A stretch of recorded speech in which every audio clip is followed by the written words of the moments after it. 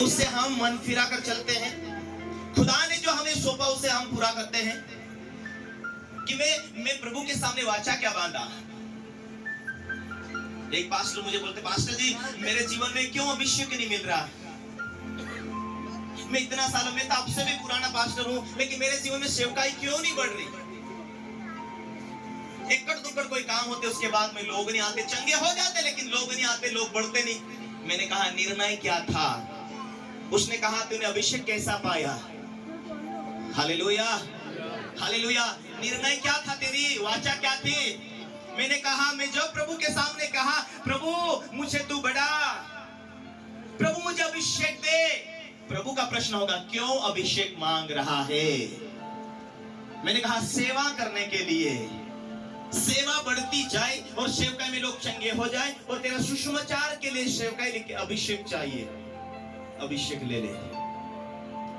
हम जो कुछ परमेश्वर से मांगते उसके पीछे उसे क्या काम में लाना चाहते हैं। Hallelujah, hallelujah, hallelujah. मैंने उससे कहा यदि तू प्रभु की सेवा में यदि अभिषेक को मांगता है तो अभिषेक तुझे मिलेगा, लेकिन आगे तेरे बुढ़ापे तक तूने मांगा है क्या। तूने आगे के लिए क्या बोला है प्रभु के सामने, क्या वाचा बांधी है। मैंने तो ठीक है प्रभु मेरे बुढ़ापे तक मुझे अभिषेक चाहिए, मेरे बुढ़ापे तक प्रभु जब तक मैं इस शरीर को छोड़ना दूं तब तक मैं तेरी सेवा में काम आऊंगा। हालेलुया। मैंने कहा ऐसा ही तेरा निर्णय होगा तो आज अभिषेक ले सकता तू। आज तेरे हाथों से बड़े बड़े काम हो सकते।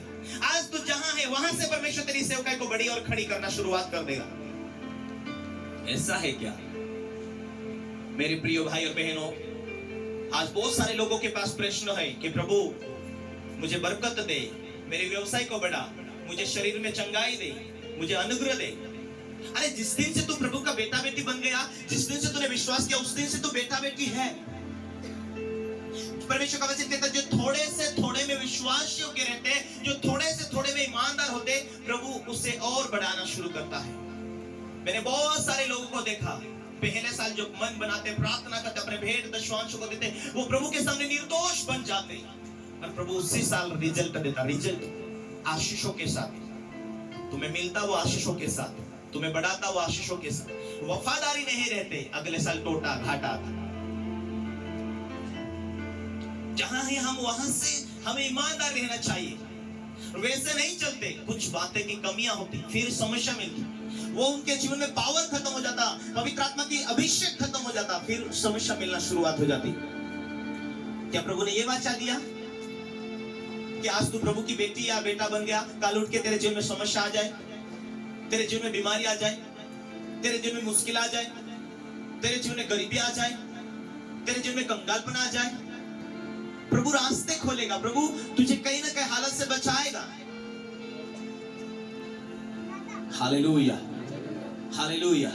यदि हम मन नहीं फिराते, आगे कैसे कैसे लोग प्रभु के राज्य में, स्वर्ग में हम लोगों को देखेंगे। हजारों तादाद में, लाखों के तादाद में दुनिया में प्रभु काम कर रहा है। ना अंतिम दिनों में प्रभु बहुत काम करना चाहता है। तुम दुष्ट आत्मा को निकालोगे, तुम मजबूत होगे। क्यों नहीं निकालोगे? विश्वास करने वालों में ये चिन्ह होगा, ये बोला। दुनिया की धन संपत्ति ले जा सकते हो क्या? दुनिया की चीजें तो प्रभु के पास ले जा सकते हो क्या?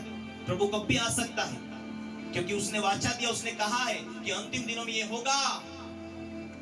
भूकंप होंगे, लड़ाई होगी, बड़ी बड़ी समस्या आएगी, बड़े बड़े रोग आएंगे। जब हम ये दुनिया की चीजें क्या करेंगे? मांगते हो तो प्रभु के राज्य के लिए काम लगाना चाहिए।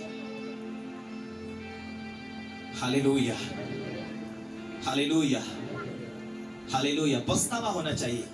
जो चीज हम मांगते, प्रभु के आशीषों को मांगते हैं, हम क्यों मांगते हैं? हालेलुया। पहला तीमुथियुस यदि आप पढ़ते हैं, उसमें लिखा है, पहला तीमुथियुस 6 उसका 12 में, विश्वास की अच्छी कुश्ती लड़, अनंत जीवन को धर ले, जिसके लिए तू बुलाया गया, बहुत गवाह के सामने अच्छा अंगीकार किया। और यदि तू विश्वास की कुश्ती, अच्छी कुश्ती कभी विश्वास की नहीं लड़ेगा तो। मैंने ऐसे ऐसे लोगों को देखा, चंगे हुए, उनके हाथों के द्वारा काम हुए, वो खुद विश्वास किया, चंगे हुए, उनके हाथों के द्वारा बड़े बड़े काम हुए। बाद में जाकर वेश्यन किया, बाद में जाकर फिर शैतान जो है वो वचन को चुराने वाला, वो तेरे विश्वास को खाने वाला है। विश्वास को खा गया, वचन को चुरा लिया।